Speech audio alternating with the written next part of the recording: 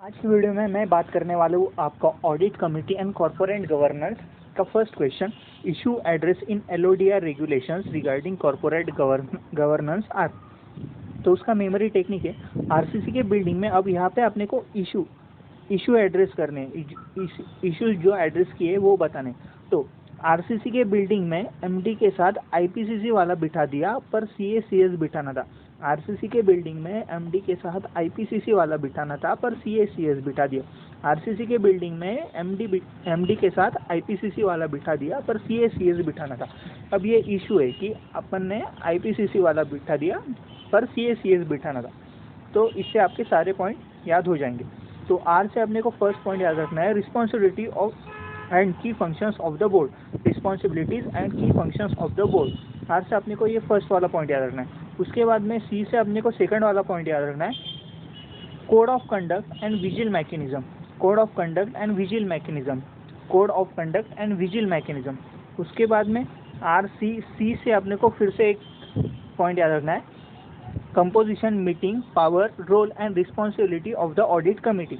Composition, meetings, power, role and responsibility of the audit committee. Composition, meeting, power, role and responsibility of the audit committee. उसके बाद में MD से अपने को याद रखने का है, management of subsidiary companies. Management of subsidiary company, management of subsidiary company, M से अपने को ये पॉइंट याद रखना है। उसके बाद में डी से अपने को याद रखना है, disclosures on important issue regarding related party transaction, accounting treatment, etc. Disclosures on important issue regarding related party transaction and accounting treatment, etc. उसके बाद में IPCC, तो आई से अपने को याद रखना है, information to shareholder, information to shareholder. उसके बाद में पी से अपने को याद रखना है, procedure related to risk management, procedure related to risk management. उसके बाद में सी से अपने को याद रखना है, content of management discussion and analysis, content of management discussion and analysis. उसके बाद में ये सी से लास्ट सी से अपने को याद रखना है, compliance certificate bye CEO and CFO, compliance certificate bye CEO and CFO.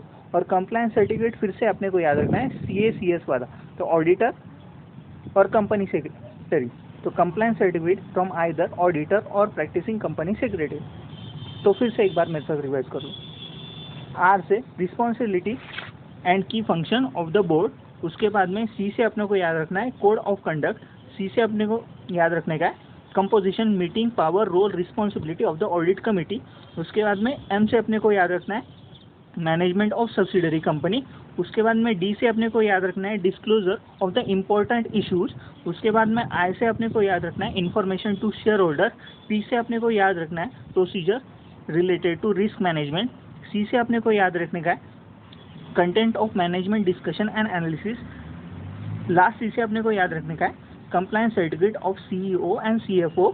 और कंप्लायंस सर्टिफिकेट फिर से एक बार सीए और सीएस वाला, ऑडिटर वाला और कंपनी सेक्रेटरी वाला।